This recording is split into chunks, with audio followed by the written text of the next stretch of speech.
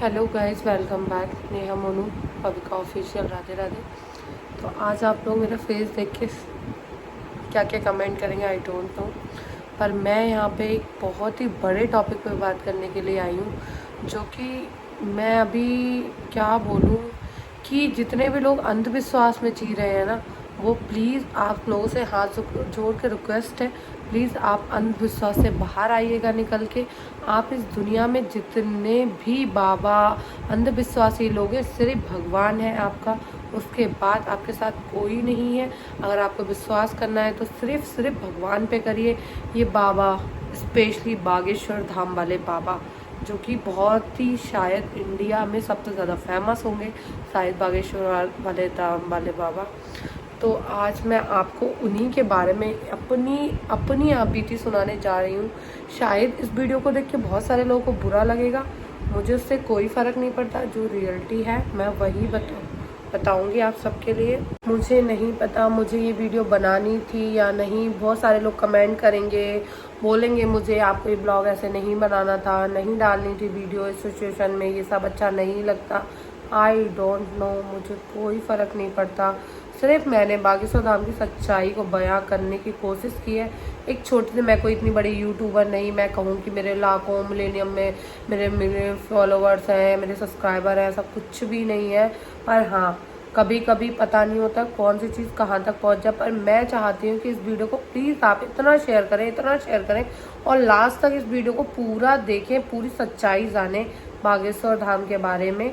और आपके साथ कभी ऐसी कैजुअलिटी भगवान ना करे हो, और आप अपनी सेफ्टी से जाइए। और इतनी किसी को इज्जत देने की ज़रूरत नहीं है जो कि आपको बाद में उसका नुकसान भुगतना पड़े, जैसे कि मेरे मामा ने भुगता है।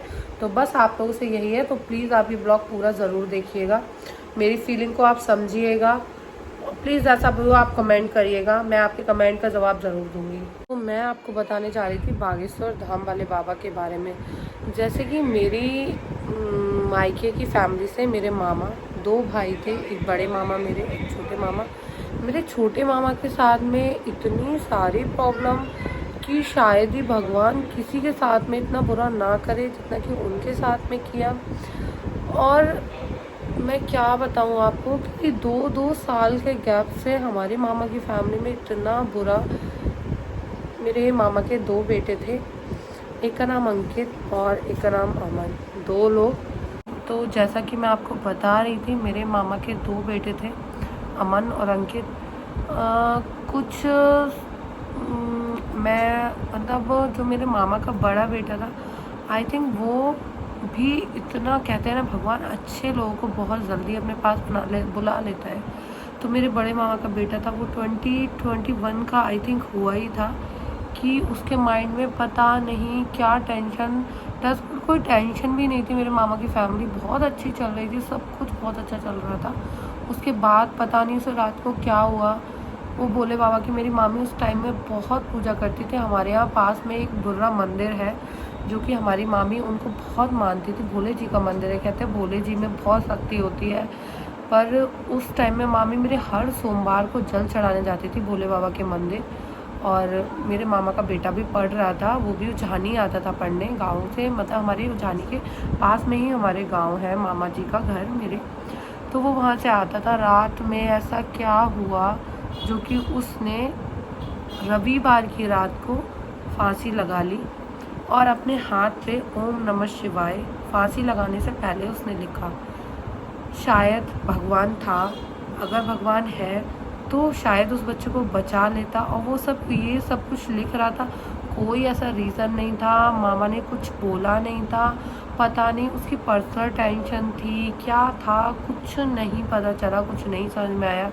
कोई बोले कि गर्लफ्रेंड से रिलेटेड, गर्लफ्रेंड तो उसकी आई बिल्कुल उन चीज़ों से बहुत दूर रहता था। हमेशा वो मुझसे यही कहता था, दीदी इन चीज़ों में पढ़ने की कोई ज़रूरत ही नहीं होती, मैं इसको बोलते थे हमेशा। पर उसका था कि मैं बहुत जल्दी पैसा कमाना शुरू कर दूँ, बहुत जल्दी बड़ा आदमी बन जाऊँ। शायद उसको यही सब कुछ रहा हो। उसने फिर रात को सुसाइड कर लिया। नेक्स्ट डे मामी ने मेरी देखा, मामी को लगा कि वो उठा क्यों नहीं, रूम खोला तो देखा कि वो लटका हुआ था। उस दिन सोमवार था जिस दिन ये कोइंसिडेंट हुआ हमारी मामी की फैमिली में।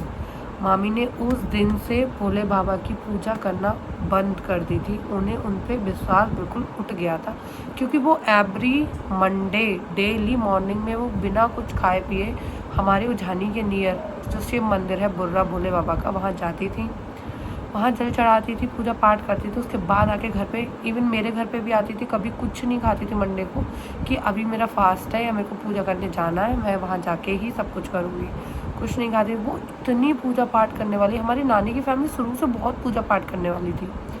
कहते हैं ना, जितनी भगवान की पूजा करो शायद भगवान उतना दुख देता है, पर देता है। कोई कहता है दुख के बाद सुख आता है, ये तो दुख का सिलसिला जारी ही रहा, सुख तो आने की नौबत ही नहीं आ रही थी बिल्कुल। फिर क्या होता है, मामी ने हमारे भोले बाबा की पूजा करना छोड़ दी थी। उन्हें उस मंदिर में जाना भी पसंद नहीं था, जहाँ वो जाने को बहुत ही वो रहती थी, एक्साइटमेंट रहता था कि मुझे बुर्रा जाना है, जल चढ़ाना है, पूजा करनी है। उसके बाद ये चलता रहा कि 2-3 साल हुए, 4 साल हुए। मामा का दूसरा बेटा जो कि था अमन, जिसने कि मेरी शादी का हर वो काम किया जो मेरे भाई ने किया। मतलब मैं भी उन दोनों को अपने भाई से बढ़ के ही मानती थी। किसी का कॉल आ गया था। मैं उनको मतलब सबसे ज़्यादा आगे रखती थी। और उसके बाद में उन्होंने मेरी शादी की, जिसने भी मेरी वीडियो देखी होगी शादी की, शायद मेरी फैमिली से बहुत सारे लोग जुड़े हुए हैं। 1 मिनट, एक फ़ोन आ गया था, वीडियो स्किप करनी पड़ गई। हाँ, तो मैं बता रही थी, मैं अमन को, मतलब अमन ने मेरी शादी में वो सब काम किया जो कि एक भाई को करना चाहिए था। क्योंकि मेरा भाई भी उस टाइम में इतना छोटा नहीं बोल सकती, पर हाँ उसको भी इतनी नॉलेज नहीं थी। बट उसने मेरी लगन का काम, मेरी लगन सगाई लेकर आया वो मेरी ससुराल। और जितने भी शादी से, इवन मुझे गोद से उठाकर उसी ने, क्योंकि मैं उस टाइम में हेल्दी थी, तो मेरा भाई बोलता था कि दीदी मैं तो तुम्हें उठा नहीं पाऊँगा, अमन ही तुम्हें उठाएगा, क्योंकि वो हेल्दी था, थोड़ा अच्छा था हाइट वाइट में। तो बोलता था हाँ नहीं आती थी, मैं तुम्हें गोदी में उठा के गाड़ी में बैठा दूँगा, चिंता मत करो, कोई नहीं, मैं तो हूँ। तो मैं बोलती थी हाँ। और यार मेरा सही में, मेरे को वो गाड़ी में बैठाया रहा था, तो मैं, मेरी वीडियो में देखा होगा अपने विदाई के टाइम में, उसके हाथ से मैं छूट गई, मैं गिर गई ज़मीन पे। मतलब मैं गिरी, खुद भी गिरा, वो भी गिर गया, फिसल गया। वहाँ पानी पड़ा हुआ था, फिसलन हो रही थी, हलवाई लोगों ने कुछ फिसलन डाल रखी थी, फिसल गया, वो भी गिरा, मैं भी गिरा। पर उसे अपनी चोट की ना चिंता करके तुरंत मेरे, दीदी आपको लगी तो नहीं, दीदी आपको कुछ हुआ तो नहीं, दीदी कहीं लग तो नहीं, दीदी दर्द तो नहीं हो। मैं कहा नहीं ऐसा कुछ नहीं हो रहा। वो भाई अपनी, मतलब अपनी हर चीज़ भूल के वो मेरी केयर, कि दीदी रास्ते में फ़ोन, दीदी आपको दर्द तो नहीं हो रहा, नहीं अमन ठीक हूँ मैं। मेरी शादी के 2 साल पूरे हो गए थे। 2 साल के बाद मेरी बेटी का फर्स्ट बर्थडे था। तो मैं बर्थडे जनवरी में था, हाँ वो बर्थडे पे आया। उसने बर्थडे पे बहुत इन्जॉय किया। टुकटुक की वीडियो में वो भी चीज़ है, उसने बहुत डांस किया, बहुत इन्जॉय, बहुत मस्ती, बहुत अच्छे से खेला। अलग से उसने, मतलब मामा मामी ने तो गिफ्ट दिया ही था, पर उसने कुछ अलग से भी अपना दिया कि वो मेरी भी हुई। तो फिर क्या, तो उसने गिफ्ट दिया। उसके बाद में हम लोग जनवरी में बर्थडे था, हम फरवरी में पहुँचे। तो क्या था कि बर्थडे, हाँ बर्थडे के बाद सिर्फ मार्च आया। मार्च में मैं होली पे अपने गांव गई थी, जैसे कि मैं अभी भी गई थी गांव। शायद ब्लॉग थोड़ा लंबा हो जाएगा, पर प्लीज़ आप पूरा देखिएगा इस ब्लॉग को। तो मैं गांव गई थी। गांव से मैं रिटर्न में मैंने फ़ोन किया, अमन मैं घर आ रही हूँ, तो बोला दीदी आ जाओ। हमारे नानी के घर के पास में निजामपुर एक जगह पड़ती है, वो बंदा निजामपुर नहीं जाकर, हाँ शायद निजामपुर नहीं, वो उझानी आया। उसे पता चला दीदी जीजाजी आ रहे हैं, उझानी आके वो समोसे लेकर गया, नाश्ता लेकर गया कि दीदी जीजाजी को नाश्ता कराना है। फिर फ़ोन करता है, दीदी आप कहाँ आ गई? तो मैंने कहा बस मैं आ रही हूँ मन, रास्ते में हूँ, पहुँचने वाली हूँ। सारी तैयारी कर ली थी, चाय, मतलब बहुत ही दिल खुश इंसान था वो। फिर चाय बना के उसने तैयार, मैं गई, मैंने कहा ये समोसे कहाँ से लाए? गाँव के तो समोसे हैं नहीं। बोला दीदी को उझानी से लेकर आए। मैंने कहा मेरी वजह से उझानी गए तो कि हाँ जीजाजी आ रहे थे, तो मैंने सोचा कि वहाँ समोसे ले आऊँ। भाई मैं उससे फरवरी में मिलकर, मार्च में मैं मिलकर आई हूँ। 31 अप्रैल को उस इंसान ने भी सुसाइड कर लिया, सेम कंडीशन, सेम सिचुएशन, फांसी लगाकर। क्यों लगाई, कैसे लगाई, कुछ नहीं पता, सिर्फ उसने फांसी लगाई। मामा मामी, वो तो बड़ा था तो अलग रूम में सोता ही था। मामी सुबह को चाय लेके गई उसके रूम में, रूम खुला नहीं, देखा और विंडो खोली देखा था वो लटका। जिस माँ बाप के जवान 2 बेटे चले जाए, उन माँ बाप से पूछो आप पर उनके दिल पर क्या गुजरती है। जिनके 2 बेटे, वो पूरा वंश खत्म हो गया उन लोगों का। सोचो क्या बचा। एक जाने से लगा कि एक है, उसके सहारे मैं अपनी ज़िंदगी काटूंगी, और वो इंसान भी उनको छोड़ के चला जाए तो क्या। उन्होंने क्या उस दौरान भी वो पूजा करती थी, तब भी वो किसी और की पूजा करने लगी थी। मुझे नहीं पता उस टाइम वो किसकी कर रही थी, पर वो पूजा करती थी, माला करती थी प्रॉपर बैठकर, और भजन करती थी बैठकर, भगवान की प्रार्थना करती थी कि मेरा एक बना रहे। भगवान मेरा एक तो ले लिया आपने, एक तो मेरा कम से कम बना रहे। आज वो भी चला गया। मामी को उस दिन इतना, मतलब वो वाला सीन क्रिएट होता है देख कर कि यार इतने बड़े बड़े माँ बाप कैसे पाल पोस के एक दिन बच्चे को बड़ा करते हैं।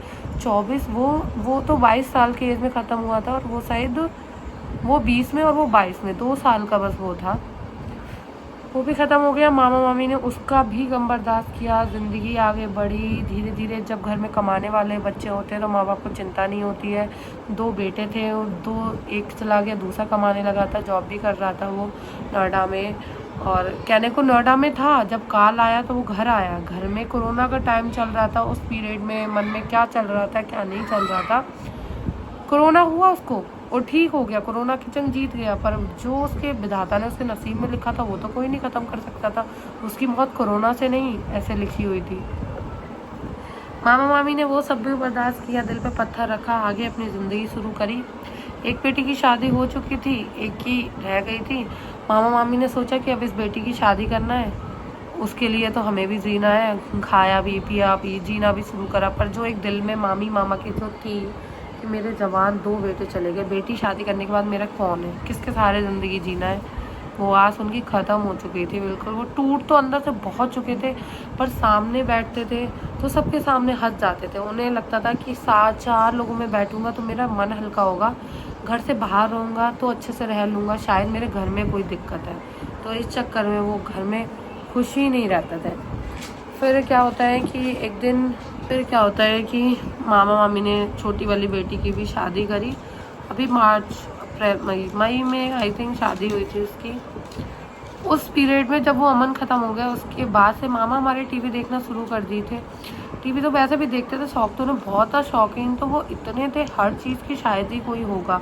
महंगे से महंगे कपड़े पहनना, महंगे से महंगे जूते पहनना, अच्छे से रहना, अच्छे से कहीं जाना, और हर किसी के साथ अच्छे से बात करना, वो उनका शौक़ था। उन्हें वो सब चीज़ बहुत अच्छी लगती थी। अमन ख़त्म होने के बाद मामा बागेश्वर धाम जाना स्टार्ट करें। बागेश्वर धाम जाना स्टार्ट किया उसी पीरियड में जब अमन ख़त्म हो गया। किसी ने उनको सजेशन ये दिया कि आपके घर में इतनी 2 जवान बेटों की मौत हुई, उसके पीछे कहीं किसी का कोई लॉजिक तो नहीं। अंधविश्वास जिसे कहते हैं, अंधविश्वास, शायद अंधविश्वास इतना नहीं करना चाहिए कि खुद भी इंसान अपने आप से हाथ धो बैठे। उन्हें ये बोला कि बागेश्वर धाम जाओ, 21 हाजिरी लगाओ, उसके बाद शायद तुम्हारे घर का पता चलेगा, तुम्हारे घर पे किसी ने कुछ कर तो नहीं रखा है, या क्या था, तुम्हारे बच्चे क्यों ख़त्म हो गए, 2 बेटे जवान क्यों चले गए। मामा इन चीज़ों में बहुत जल्दी हमारे बिलीव कर लेते थे, ऐसी चीज़ों में। मामा ने जिसने भी उनको ये राय दी, बहुत ही गलत और बहुत ही घटिया बाहूदी राय दी थी कि शायद अगर ये राय ना दी गई होती तो शायद मेरा मानना ये था कि शायद आज मेरे मामा इस दुनिया में होते और हम सबके साथ होते। मामा मेरे जाना जब अमन ख़त्म हो गया, घर में कोई भी इतना वो नहीं था। मेरे मामा जितने भी पैसे होते थे जैसे भी करके महीने 2 महीने में बागेश्वर धाम जाते थे। जनरल टिकट नहीं होता था, जनरल डिब्बे में बैठ के और लटक लटक के बागेश्वर धाम बाबा के दर्शन करने जाते थे। उनका मन नहीं मानता था कि शायद आज मेरा पर्चा खुलेगा या मेरी पर्ची का नंबर आएगा तो मुझे अपने घर के बारे में पता लगेगा।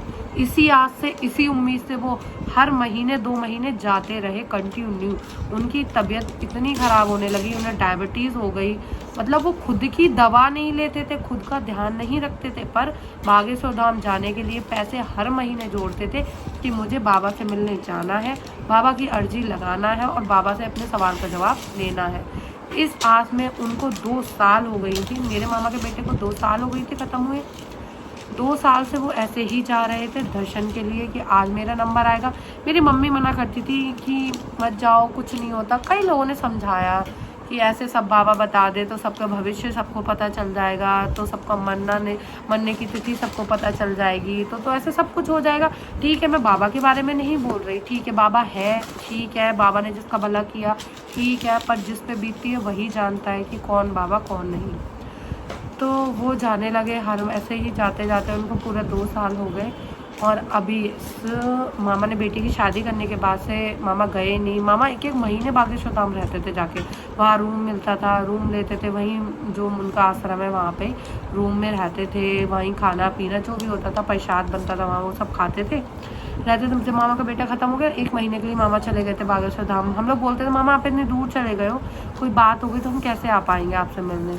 बोले कोई नहीं, कुछ नहीं होगा, अब क्या होगा, हमारे 2 बेटे चले गए, इससे ज़्यादा बड़ा दुख क्या होगा, हमारी मौत थोड़ी ना है अब। ठीक है, फिर शादी हो गई मामा की बेटी की, मामा की बेटी आई, मामा बोले कि चलो हम बागेश्वर धाम दर्शन करने चलते हैं, मन ऐसे ही उदास हो रहा है। तो बोली पापा रहने दो, भी भीड़ बहुत चल रही होगी। बोले नहीं चलो हम दर्शन करने चलते हैं। तो वो लोग गए दर्शन करने, और दर्शन मामा की बेटी मना करती रही कि पापा अभी रहने दो, बहुत भीड़ होगी, दिवाली हुई है तो शायद सब लोग मिलने आ रहे होंगे दर्शन के लिए। तो पर मामा कहते हैं ना, जो नसीब में लिखा होता है होता वही है। पर हम सब लोग, मैं क्या बोलूँ, मैं तो समझ ही नहीं पा रही यार। फिर एकदम से फिर मामा नहीं माने, मामा बोले मैं उसी पीरियड, हाँ फिर मैं भाई दूज पे गई, मामा से मिलकर आई। मामा बहुत अच्छे थे, बिल्कुल ठीक।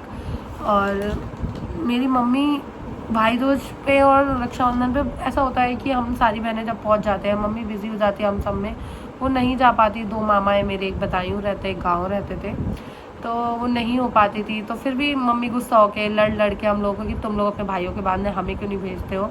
तो हम लोग कहते थे ठीक है मम्मी चली जाओ। उस दिन क्या था कि भाई दूज का राहु वगैरह का कोई काल वाल का कुछ चक्कर था, कुछ था। तो मेरे को अपने गाँव ही आया था, मेरे को अपनी दादी के गाँव, मतलब कि मेरे गाँव है जो, मुझे वहाँ जाना था अपने गाँव। तो मैं अपने गांव जाने को थी, मैंने कहा मम्मी बहुत टाइम हो गया, हम खेत की साइड गए नहीं, हम गांव चलते हैं, अंकल भी बुला रहे थे, चलो हम गांव जाएंगे। तो मम्मी बोली तुम गांव जाओगी तो मैं ऐसा करती हूँ 2 मंथ्स के रख लेती हूँ, और शाम को जब गांव चलेंगे उधर ही से नानी घर होते हुए आएंगे तो हम 2 देते हुए आ जाएंगे। मैंने कहा हाँ ठीक है आप ऐसा कर लो। मम्मी ने मेरी 2 मंथ्स के रख ली, बड़े मामा की भी छोटे मामा की भी। बड़े मामा की वो नेक्स्ट डे देकर, हम बड़े मामा को भी फ़ोन किया उन्होंने। बड़े मामा हमारे वो ज़्यादा ही बीमार रहते थे, बहुत ज़्यादा उनकी तबीयत ख़राब रहती बड़े मामा की। तो बड़े मामा को फ़ोन करा, बड़े मामा बोले कि हम गाड़ी से अभी दवा लेने जा रहे हैं, हम निकल चुके हैं घर से और बरेली जा रहे हैं। मम्मी बोली चलो कोई बात नहीं, तो हम तब तक छोटे मामा के यहाँ हो आते हैं। फिर हम लोग गए गाँव, दादी के घर अपने गए। इससे शायद पहले वाला ब्लॉग था वो गाँव वाला, आप ये वाला ब्लॉग देखने के बाद उस वाले ब्लॉग को देखिएगा। मामा कितने अच्छे थे, कितने खुश हैं। कोई नहीं, फिर हम लोग गांव से वापस आए, हमने मामा हमारा इंतज़ार ही कर रहे थे क्योंकि हमने मामा को बोल दिया था हम शाम को आएंगे। मामा बहुत खुश हो गए हम जैसे ही पहुँचे, बहुत अच्छे से। मामा बस चाय बनाओ, मैंने बोला नहीं मामा हम चाय गाँव में पी के आए हैं, चाय नहीं पियेंगे, बिल्कुल मन नहीं है। बोले कुछ तो खाओ, कोल्ड ड्रिंक मंगा रहा। नहीं मामा कोल्ड ड्रिंक मतलब इतना कहते हैं उनके पास था कुछ भी नहीं। 2 बच्चे जाने के बाद भी आप समझ सकते हैं ज़मीन से कितना इंसान कमा सकता है। पर वो दिल के इतने अच्छे थे, इतने अच्छे थे कि जो होता था मुंह पे बोलते थे, आपको बुरा लगे भला लगे, उनके पेट में कुछ नहीं था। फिर बोले कि नहीं कोल्ड ड्रिंक नहीं मामा, आप फालतू में पैसे खर्च करोगे, रहने दो, कोई नहीं आप बैठो, आप हम आपसे बात करने आए, आप बात करो। मेरे मुंह से बस एक ही वर्ड था कि मामा आप बैठो, कुछ नहीं खाना, हम सब कुछ खा के आए, आप बैठ जाओ। फिर मामी से गुस्सा होते हैं, कहते हैं कि क्यों खड़ी पड़ी हो, जा नहीं सकती हो, आलू उबलने रखो, कचौड़ी वचौड़ी बनाओ। चलो मोनू आया इतने दिन के बाद, और हनी भी आया, मतलब हम सब गए थे। मेरी बड़ी दीदी नहीं आई थी भाई दूज पे, तो बाकी हम सब लोग गए थे। हनी भी आ रखा था, हम सब गए ही थे। हनी भी आया, पता नहीं कब आएगा, बनाओ खाना बनाओ खाना बनाओ। बहुत पीछे पड़ गए, मतलब हमने बहुत मना करा, मामा नहीं अगली बार खाएंगे, अभी रितु की शादी में तो खाया ही था, मामा अभी नहीं खाना नहीं खाना। फिर बोले चलो ठीक है तो बैठ जाओ। फिर वो मामी ने दिवाली पे मिठाई वगैरह बनाई थी, पेड़े वगैरह दिवाली पे, वो हमने सब ने खाया, बिस्किट खाए। तो बोले अरे ऐसे अच्छा नहीं लग रहा। मैं कोई बात नहीं मामा हम अगली बार। तो मामा बोलते हैं मोनू को कि आप अगली बार आओ ना मोनू, तो गांव पे रुकना, एक दिन रुक कर जाओ, तुम अच्छा लगेगा तुम्हें। तो मोनू बोले हाँ मामा ठीक है, आपकी साथ हूँ, पक्का गांव में रुकूंगा, मुझे तो गांव में बहुत अच्छा लगता है। तो बोले कि ठीक है आना। फिर हम लोग बातें करते रहे। फिर मम्मी ने दोस्त दे दी। तो मैंने बोला मम्मी मामा का माथा सूना लग रहा है, मामा का टीका कर दो, दौज हो गई कोई बात नहीं, आप टीका कर दो। मम्मी बोली हाँ ठीक है। मामा का टीका करा मम्मी ने, और फिर मामा ने हम सबके साथ भी फ़ोटो खिंचाए। बहुत हर चीज़ का मामा बहुत शौक था, फ़ोटो का, अच्छे कपड़े पहनने का, अच्छी बाइक से घूमने का। उन्होंने खुद के पर्सन के लिए बाइक भी बहुत अच्छी थी उनके पास, घूमने का। फिर मामा फ़ोटो खिंचाए, हम लोग बैठे, हम लोग का टीका करा। मामा ने हमें तक जो भी रुपए वगैरह दिए, हम लोग ले नहीं रहे थे, मामा नहीं लेना, हमें नहीं लेना। मामा ज़बरदस्ती हम सबको रुपए दिए, ना तुम लोग बहुत दिन में आए, रुपए लेकर जाओ। शायद वो मामा का हम सबसे आखिरी प्यार था। और मैंने कभी सपने में नहीं सोचा था कि ये मामा इतनी जल्दी चले जाएंगे, कि 8 दिन के बाद मामा का फ़ोन ऐसा आएगा कि मामा नहीं है। शायद ना मेरी उस दिन 12 नवंबर को मेरी रिंग सेरेमनी का वो था, मेरी रिंग सेरेमनी हुई थी। मैं बहुत खुश थी उस दिन, बहुत अच्छे से उस दिन को। और उस दिन डोठान एकादशी भी थी, तुलसी विवाह भी था। मैं वहाँ से आ गई थी नानी, वो सब। फिर मैं बस बैठी हुई थी, मैं, मेरी सासू माँ, पतिदेव भी उसी टाइम में आए थे। हम लोग बैठ के बस बात ही कर रहे थे कि इसी देर में मेरी मामा की बेटी का फ़ोन आता है, प्रगति का, जो कि आपने हमारी बहुत सारी वीडियो में फ़ोटो में देखा होगा उसको मेरे साथ। उसका फ़ोन आता है, वो एकदम से एक कॉल आई, मैंने नहीं उठाया। मुझे लगा पता नहीं कुछ कहने को कर रही होगी। मैं उस टाइम में डोठान की पूजा के लिए वो बना रही थी कुछ। फिर क्या, उसका फ़ोन आया, मैंने एक बार नहीं उठाया, मैंने कहा बाद में कर लूँ। दोबारा फ़ोन आया, मैंने कहा पता नहीं यार क्या हुआ, क्यों फ़ोन कर रही है। मैंने उठाया, मैंने जो फ़ोन उठाया, उसने बोला दीदी पापा को बचा लो, पापा कुछ हो गया पापा को। मैं वो वर्ड सुन के मैं इतना ज़्यादा हिल गई। उनका पापा की बहुत ज़्यादा तबीयत ख़राब है, दीदी प्लीज़ मेरा कोई नहीं है, दीदी आप लोग हो, दीदी जीजाजी को प्लीज़ भेज दो, पापा को बुला लो, पापा के पास कोई नहीं है, ऋतु है, पापा को अटैक पड़ गया। मैं कहा क्या हुआ, पापा को अटैक पड़ गया दीदी, पापा नहीं बचेंगे, पापा है कहाँ। मुझे तो यही नहीं पता था मामा गए कब थे। मामा कहाँ हैं, बागेश्वर धाम बाबा के दर्शन करने, वो भी जनरल डिब्बे से। संडे की रात को निकले, मंडे पहुँचे हैं शाम में। 2 दिन से नींद भी नहीं पूरी हो रही, सच्ची में इतना बुरा लग रहा है सोच के कि भगवान कितना अन्याय करता है। 2 सोमवार को पहुँचे वहाँ पर। ट्रेन कहते हैं, देखो भगवान इशारा देता है पर हम मानते नहीं हैं, पर काल इतना बलवान होता है कि वो हमें घर से निकाल के लेके गया। 4 ट्रेनें छूटी उनकी खुद की, जिससे वो जाने वाले थे, कोई रिजर्वेशन नहीं, कुछ नहीं। जनरल डिब्बे में बंदा खड़े होकर उन बाबा के दर्शन करने के लिए तैयार। जनरल डिब्बे में बागेश्वर धाम छतरपुर, यहाँ से कितना दूर है, कितना लंबा रास्ता, कि हम, और वो भी शुगर पेशेंट, खड़े होके जाना बहुत हिम्मत की बात थी। वो मैं बता नहीं सकती, क्या ही बोलूँ मैं उनके लिए। वो उनके दामाद भी छोटा गया था, बेटी गई थी, मामी गई थी। दामाद ने देखा बहुत भीड़ है, तो उसने बोला पापा आप घर चलो, अब आपके बस का नहीं है, आप नहीं जा पाओगे। बोले नहीं मैं तो जाऊँगा, अब मुझे कुछ हो जाए, बाबा मुझे बुला रहे हैं और मैं बहुत टाइम से नहीं गया हूँ, मैं जाऊँगा। बोला कि नहीं पापा आप मान जाओ। बोले हम रात भर स्टेशन पर रहेंगे पर हम जाएंगे ज़रूर। उनका छोटा दामाद चला गया, उसने कहा कि ठीक है आप लोग चले जाओ, मैं नहीं जा पाऊँगा, ऐसे खड़े होके। मामा नहीं माने, मामा की बेटी, मामा और मामी तीनों छतरपुर वाली ट्रेन में चले गए, जनरल डिब्बे में गए, खड़े होकर गए, बैठ के गए। वो तो मुझे नहीं पता, इतना मैंने नहीं पूछा किसी से भी, क्योंकि वो टाइम ये सब चीज़ों का नहीं था पूछने का। वो वहाँ उस दिन पहुँच गए हैं। फिर क्या हुआ है, हाँ वो बात तो मैं अभी आपको पूरी करूँगी। जो फ़ोन आया तो वहाँ पर मामा ने डोठान एकादशी के दिन उनका सत्संग जो भी कुछ रहा होगा मॉर्निंग में, वो सुना। सुबह उठकर नहाए धोए, वाइट कपड़ा कुर्ता पजामा जो कि वो उन्हें बहुत पसंद था वो पहन के पूजा पाठ करा। 21 परिक्रमा जो कि लगते होंगे बागेश्वर धाम में, किस जगह मुझे नहीं पता, मैं तो कभी गई ही नहीं, मैंने कभी देखा भी नहीं बागेश्वर धाम कहाँ है क्या है। पर हाँ सुना था, मैं उनकी वीडियो बहुत देखती थी, वो मुझे उनकी कुछ चीज़ें अच्छी लगती थी, हंसते थे वो, छोटी छोटी बातों को बताते थे, वो सब चीज़ें मुझे भी अच्छी लगती थी।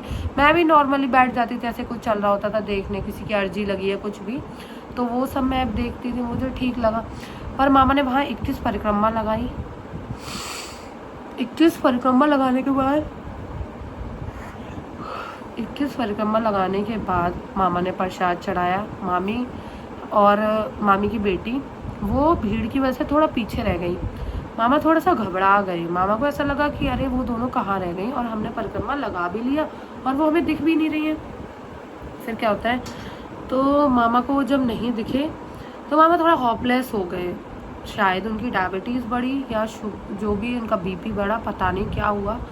फिर मामी ने देखा कि मामा आगे चले गए और वो पीछे रह गई। मामी और मामी की बेटी दोनों आगे गए। उन्होंने देखा जाके तो मामा मिल गए। मामा को देखकर थोड़ा सही लगा। मामा बोले तुम कहाँ इतने पीछे रह गई, हमने तो 21 परिक्रमा भी लगा ली है, तुम कहाँ से रह गई। मामी बोली भीड़ बहुत थी, हम रह गए। तो मामा बोलते चलो हमारे संग चलो, हम लगवाएं जल्दी जल्दी। मामी बोली ना तुम बैठो आराम करो, अभी हम परिक्रमा लगा के आ रहे हैं। मामी भी परिक्रमा लगा के आ गई। मामा को जो उस टाइम में शुगर लेवल बढ़ा था, पता नहीं क्या था, जो भी रहा उनका। फिर उन्होंने मामी बोली चलो प्रसाद चढ़ा लिया, परिक्रमा लगा लिया, भंडारा का प्रसाद खा लेते हैं। बोले कि चलो ठीक है। मामा ने भंडारे का प्रसाद खाया।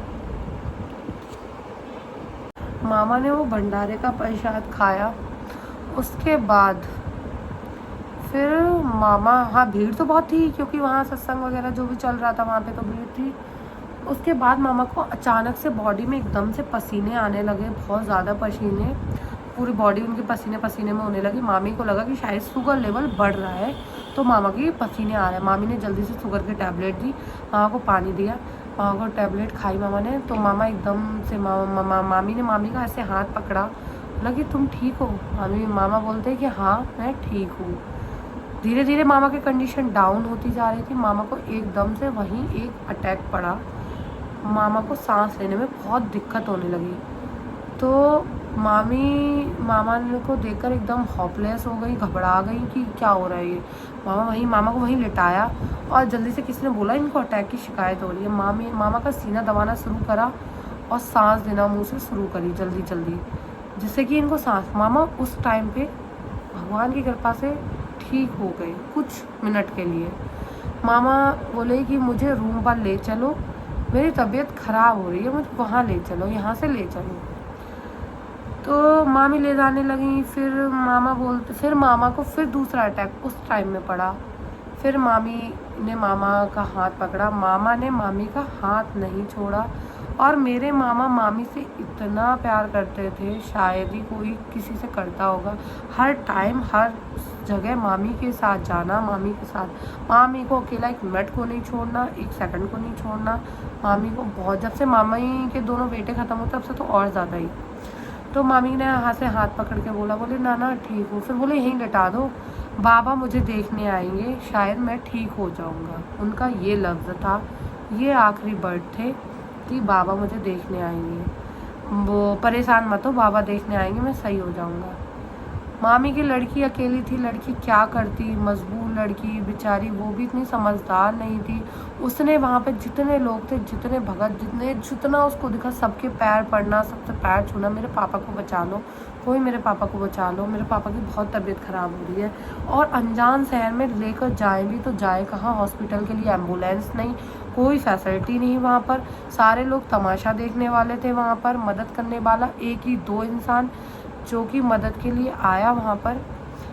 और वो बहुत रो रही थी, बहुत चिल्ला रही थी। उनके सेवादार के पास दौड़ी भागी बोली बाबा को बुला दो, मेरे पापा बहुत तबीयत ख़राब, मेरे पापा को देख लेंगे तो शायद मेरे पापा ठीक हो जाएंगे।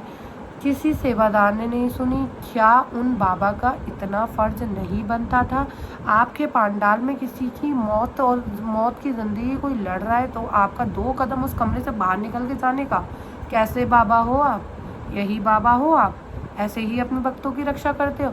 वो भक्त जो 10 घंटे का रास्ता जनरल डब्बे में खड़े होकर आया आपसे मिलने के लिए, वो बाबा कि अपने कमरे से निकल के बाहर नहीं जा रहा अपने भक्त को देखने के लिए? वो गिड़गिड़ाई, रोई, बाबा एक बार आ जाओ, मेरे पापा से मिल लो। आखिरकार मेरे मामा ने आखिरी सांस उसी पंडाल में, उन्हीं बागेश्वर धाम के यहाँ छोड़ दी। मेरे मामा वहीं ख़त्म हो चुके थे। पर मेरी मामी की बेटी को विश्वास नहीं हो रहा था कि मेरे पापा नहीं है अब इस दुनिया में। वो दर इधर से जा उधर से जा, हाथ जोड़े, पैर छुए। सेवादार ने बोल दिया कि हम एम्बुलेंस बुला सकते हैं, देख लो। जबकि इंसान ख़त्म हो गया, उसके बाद एम्बुलेंस बुला सकते हैं वो लोग। क्या आपका इतना ही हक बनता था वहाँ पर क्या बाबा को पता नहीं चला कि उनके पंडाल में क्या हुआ, किसका कौन मर गया है?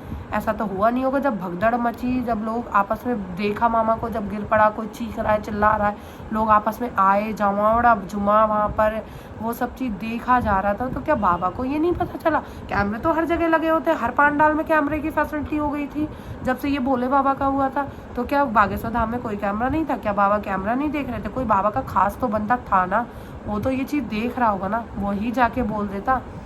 शायद उस परिवार में उस इंसान की कितनी ज़रूरत थी। वो इंसान आपसे अपने परिवार की एक मजबूरी जानने के लिए हर महीने हर उस चीज़ को वो फेस करके आने को तैयार रहता था, सिर्फ आपसे मिलने, क्योंकि उसे आपसे उम्मीद थी। और ये उम्मीद आपने उसकी बिल्कुल ही खराब उतार दी। मुझे विश्वास नहीं हो रहा कि ऐसा एक बागेश्वर धाम में, जहाँ कहते हैं बालाजी की शक्ति है, कहाँ गई बालाजी की शक्ति? ठीक है, मानती हूँ मैं, मरे हुए को कोई जिंदा नहीं कर सकता, एक आश्वासन देने तो कोई आता है ना।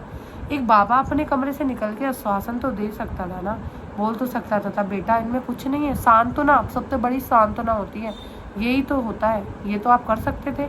आपने वो कुछ नहीं करा, कुछ भी नहीं। वो चिल्लाई चीखी, वो औरत, वो बच्ची, सोचो एक माँ पे उसके पापा जाने, उसका पति जा रहा था और एक बेटी के लिए उसका पापा जा रहा था, और वो सिचुएशन कि उसकी फैमिली में उनके सिवा कोई था भी नहीं उनका। तब उन माँ बेटी पे क्या बीत रही थी उस टाइम में, जो लोग वहाँ होंगे वो देख भी रहे होंगे, तो वो नहीं, क्या वो तो आम बात लग रही होगी। सीरियसली उस टाइम का, मैं जितने भी बागेश्वर धाम जाने वाले भक्त हैं, अगर ये वीडियो मेरी वहाँ तक पहुँचा सको तो प्लीज़ आपसे हाथ जोड़ के रिक्वेस्ट है, उन बागेश्वर धाम वाले बाबा तक ये वीडियो ज़रूर पहुँचाओ कि प्लीज़ हाथ जोड़ के रिक्वेस्ट है, अगर आपके पंडाल में कभी ऐसी कैजुअलिटी होती है तो प्लीज़ आप उन्हें जाकर देखें, उनको सांत्वना दें, उनके परिवार से जो भी हो सकता है उनकी मदद करें, जैसे भी हो सकता था उनको पहुँचाएँ जहाँ से वो थे, जहाँ पे वो जाना चाहते थे। आप प्लीज़ ऐसा मत करिए। आपको हम लोग बहुत मानते थे, पर मेरे मतलब हमारी नानी के पूरे गांव से उनके लिए उनकी जो श्रद्धा, उनकी भावना जो भी थी उनके अंदर, वो सब खत्म हो चुकी थी। सब बहुत बुरा भला बोल रहे थे उनके लिए, कैसा बाबा था, कैसा, ये तो भोले बाबा जैसा हाल कर दिया आपने। अलीगढ़ हादसा जो हुआ था अभी सेम वैसा ही हुआ, पर वहाँ भगदड़ हज़ारों लोगों की थी, यहाँ भगदड़ हज़ारों लोगों की नहीं थी। यहाँ भगदड़ एक इंसान की थी जिसको अटैक पड़ रहा था, जिसकी तबीयत ख़राब हो रही थी, वो गुहार लगा रहा था मुझे बाबा से मिलना है, बाबा से मिलना है, पर बाबा वहाँ पर नहीं आ सके। क्यों? क्योंकि वो अपनी प्रवचन ख़त्म करके आए थे, उनके पास टाइम नहीं था। क्योंकि नेता, राजनेता कोई बड़ा होता तो उससे वो मिलने आते, वो तो आम आदमी था, आम आदमी से क्यों मिलेगा?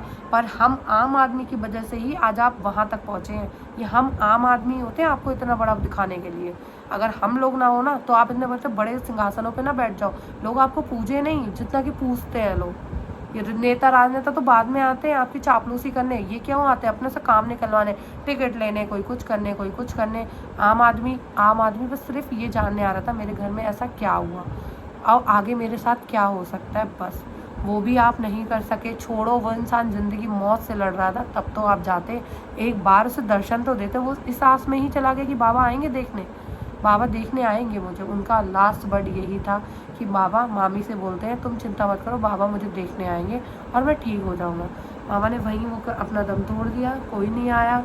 मामी अपना जो बैग वगैरह सब टोटल एज जितना सामान लेके गई थी सब वहीं छोड़ दिया। एम्बुलेंस किसी ने बुलाई वहाँ पे एक बदायूं के थे हमारे एक अंकल, उन्होंने बस हेल्प की, उन्होंने एम्बुलेंस बुलाई, वो हॉस्पिटल भी ले गए। जब तक उनका दम वहाँ पर पांडाल में वो ख़त्म हो चुके थे, फिर भी मरता क्या नहीं करता, वो लेकर गए उनको एम्बुलेंस से हॉस्पिटल में, आईसीयू में एडमिट करवाया। एडमिट कराने के बाद जो हैंड्स में वो लगाते हैं चेक करने के लिए ब्लड, हार्ट बीट वगैरह, जैसे उनको लगाई वैसे ही पता चला ये नहीं है। डॉक्टर ने तुरंत निकाल दिया। डॉक्टर ने बोला आप यहाँ से झांसी ले जाओ। डॉक्टर ने ये क्लियर नहीं बोला कि हाँ, उनकी ड्रिप भी लगवा दी थी। ड्रिप लगी, जैसे ड्रिप लगी थोड़ा सा ब्लड आया, थोड़ी बहुत सांस रह गई होगी चलती हुई, थोड़ा सा आया, उसके बाद ब्लड आना बंद हो गया, मतलब वो पूरी तरह से ख़त्म हो चुके थे। क्या होता है फिर, क्या फ़ोन आता है वही मामा की बेटी का, दीदी कुछ करो। अब आप बताओ, मथुरा से झांसी का डिस्टेंस बहुत था, घर में रठान एकादशी का पूजा होने जा रही थी, फिर भी मैंने वो सब चीज़ ख़त्म करा, उन चीज़ों को मैंने ध्यान नहीं दिया। मैं रोने लगी, फ़ोन आया, मैं बहुत ज़ोर से रोई। मोनू बोले क्या हुआ क्या हुआ?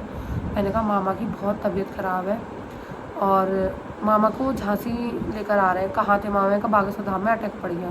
क्या शॉकिंग रिएक्शन सबको लगा एकदम से, क्या ऐसा क्यों अटैक पड़ गया? मामा को बच्चा आईसीयू में एडमिट है। मुझे उसको भी नहीं समझ में आ रहा था एडमिट है क्या है, पर मामा तो ख़त्म ही हो चुके थे, एम्बुलेंस में थे। वो गाँव लेकर आ रहा था एम्बुलेंस वाला। फिर फ़ोन करा, मोनू कपड़े पहन के निकलने लगे, बोले तुम रहने दो, रात में टुकटुक के साथ परेशान हो जाओगी झांसी, तो मैं खुद अकेला जा रहा हूँ। वो चलने लगे निकल। मैंने कहा एक बार रुको, मैं बात तो कर लूँ, किसी और से पूछूँ तो सही बात क्या है। फिर क्या हुआ, फिर बात हुई, फ़ोन एम्बुलेंस वाले को, फिर मामा के नंबर पे मैंने कॉल किया। मैंने रितु को बोला, रितु रो रही दीदी, अब पापा नहीं, दीदी पापा बचा लो, दीदी कुछ करो। मैंने कहा एम्बुलेंस वाले से बात कराओ। मैंने मोनू से, मैं रोने लगी, फिर मैंने एम्बुलेंस वाले से बात करवाई मोनू की। उन्होंने बोला कि इनकी डेथ हो गई है आधे घंटे पहले, इनमें कुछ नहीं है, पर ये लोग कह रहे हैं कि किसी मंदिर ले चलो, किसी मस्जिद ले चलो, किसी गुरुद्वारे ले चलो, कहीं भी ले चलो, मेरे पापा ठीक हो जाएंगे। पर वो बोले कि कुछ नहीं है। फिर फ़ोन करा उनके, मेरे मामा के जो बड़े दामाद हैं वो रतलाम में रहते हैं, प्रगति के हस्बैंड, तो उनको फ़ोन करा। उन्होंने बोला कि अगर ऐसी बात है तो मैं बात करता हूँ, एम्बुलेंस वाले को बोलता हूँ सीधे घर लेकर आओ। एम्बुलेंस वाले को उन्होंने बोला, पेमेंट वगैरह जो भी था उन्होंने किया, और एम्बुलेंस वाले को बोला आप सीधे घर लेकर आओ, कहीं मत जाना, रात हो रही है। माँ बेटी अकेली एम्बुलेंस में लेकर छतरपुर से वो गाँव आ रही थी। फिर कहते हैं आस नहीं छोड़ी उन्होंने अपनी, एक आस बाप को जिंदा, बेटी के लिए बाप की कमी क्या होती है वो तो वही जानते हैं जिनके पास पापा नहीं है। तो उसको लगा कि शायद, हमारे यहाँ एक मनोना धाम है आमला में, वहाँ उस दिन खाटू श्याम का बर्थडे भी था, उसको लगा कि शायद मनोना धाम में मेरे पापा ठीक हो जाएंगे। वो रात के 3 बजे पहुँचती है, बदायूं से आंवला गाड़ी लेकर और मनोना धाम पहुँचती है। वहाँ पर भी उसकी कोई सुनवाई नहीं हुई। वहाँ पर भी मनोना धाम वाले जो महंत जी हैं उन्होंने भी बाहर निकल के नहीं देखा, और वो देखेंगे भी क्यों देखेंगे वो रात के 3 बजे?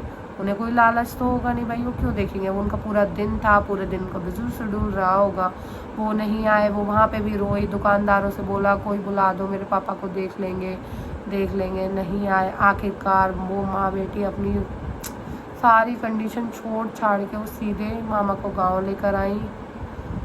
और गांव पहुंचने के बाद हम लोग भी 3 बजे रतलाम से वो लोग आ गए। मैं सुबह मॉर्निंग 3 बजे निकली, पहुंची। सारा वो देखकर यार सही में मैं कहती हूँ, मुझे शायद मामा नहीं जाते। मन में लगता है कि शायद वो 4 ट्रेन जो मिस हुई, हो सकता है उनमें जगह नहीं मिली, नहीं चढ़ पा रहे थे। तो पर मेरे मामा का इशारा था कि बाबा कुछ अच्छा सोच रहे हैं मेरे बाबरे में, इसलिए मुझे बुला रहे हैं, मैं जाऊँगा। बाबा ने कितना अच्छा सोचा उनके बारे में कि उनकी मौत घर से कितनी दूर जाके 10 घंटे लगे उन्हें वहाँ से आने में, घर तक 10 घंटे। मैं आप लोगों से यही बोलूँगी, इतना अंधविश्वास में मत पड़ो, जितना हो सकता है भगवान को मानो।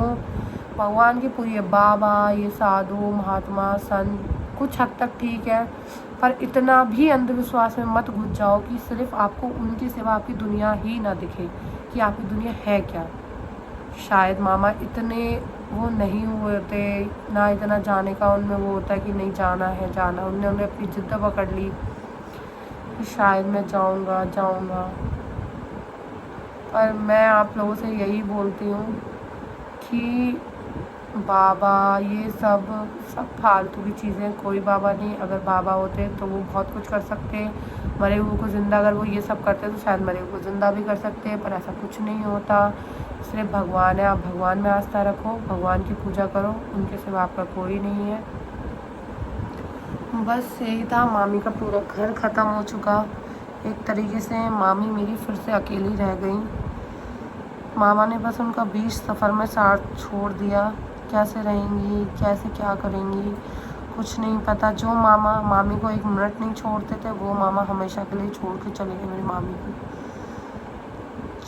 और शायद मामा को जन्म तो अच्छी जगह मिल गया होगा, क्योंकि उनकी मृत्यु बहुत अच्छे दिन हुई थी, बहुत अच्छी जगह गए होंगे। वो जेठानी एकादशी थी, पूजा पाठ करके गए, परिक्रमा लगा कर गए। जो इंसान बात कर रहा है, सब कुछ ठीक चल रहा है, सडनली फ़ोन आ जाए वो ख़त्म हो गया, वो भी यार कितना अच्छी। तो पूरा रात वहाँ रुकी, पूरा दिन हो गया मामी को इसे देखते हुए। सोच के यार भगवान, एक भाई तो होता मामी को संभालने के लिए, बेटियां कितना भी करो, बेटियां बेटियां ही होती हैं, बेटा बेटा होता है। इस जगह आके मुझे पता चल रहा है बेटी अपने अपने घर चली जाएंगी, मामी फिर अकेली। चलो बेटियां ले भी जाएंगी, फिर भी मामी को जो मामा से प्यार था वो चीज़ें मामा से शेयर करती थी, वो तो किसी से नहीं कर पाएंगी ना। कितना शेयर करें। पति एक ऐसी चीज़ होता है, आप उससे हर वो बात शेयर करते हो जो कि आप किसी बेटी का मन होगा सुनेगी नहीं सुने, पर पति सुन के भी नहीं सुनेगा तो भी हम सुनाते ही रहते हैं, हम बोलते ही रहते हैं अपनी सारी बातें। तो बस मैं आपसे यही कहना चाहूँगी, इतना विश्वास में मत घुसो। ये वीडियो मैं बागेश्वर धाम को टैग करूँगी, उनको दिखाऊँगी कि आपने एक औरत के साथ कितना बुरा करा। आप शायद आखिरी उम्मीद थी उनकी, शायद आप मिलने चले जाते। उन्होंने ना जाने कितने पैसे खर्च करे थे आपसे मिलने के लिए, हर 2-3 महीने में आना जाना, ट्रेन से किराया, वहाँ रूम रहना, वहाँ खाना। इवन वो वहाँ सेट होने की भी सोच रहे थे कि वहाँ वो शॉप ले लेंगे, वहीं रहेंगे बागेश्वर धाम। क्या होता बागेश्वर धाम, शायद तो पहले ही चले गए होते वो, अगर इतना लंबा सोच रहे थे तो। यहाँ तक तो नौबत ही नहीं आती। तो बस मेरा ब्लॉग यहीं पे ख़त्म होता है। आपको कोई चीज़ जो बागेश्वर धाम के बहुत ज़्यादा प्रेमी हो, मुझे कोई फ़र्क नहीं पड़ता अगर उन्हें बुरा लग रहा है, ठीक है, मेरे साथ हुआ है, मैंने शेयर करा आप लोगों के साथ। जिसके साथ होता है उसको बुरा लगता है, और आप लोग मानते हो मानो, मुझे कोई प्रॉब्लम नहीं है। जो मानता है मानो, जिनकी श्रद्धा है माने। पर हाँ, आपको समझा सकते हैं, बोल सकते हैं कि किसी ऐसे टाइम पे इतना विश्वास मत करो कि अगर भगवान आपको रोक रहा है, रुकने भगवान रोक रहा था पर काल आपको लेकर जा रहा था। भगवान कह रहा था, भगवान ने 4 ट्रेनें मिस कर दी, भीड़ इतनी कि चढ़ नहीं सकते आप, लेकिन काल बोला कि नहीं, तुम्हारा तो काल वहाँ है, तुम्हें तो मरना है वहीं पे, तुम्हें तो जाना है वहीं पे, तो लेके गया। पर वो आखिरी उम्मीद थी उनकी बाबा की, जो कि बाबा ने नहीं पूरी करी। ऐसे बाबा को मैं अपने दिल से कोई बाबा नहीं मानती। आप लोग मानते हैं मानो, पूजो, जो भी करना है, जिसको करना है करो। चलिए ब्लॉग यहीं कर लूँगा। या लंबू रे खानदान। हाँ, अरे चलो, ये डुग्गू का पांडा है, ये डुग्गू यहीं छोड़ जाता है।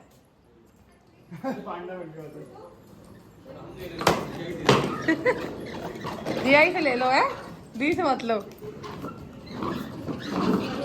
चलो हाँ।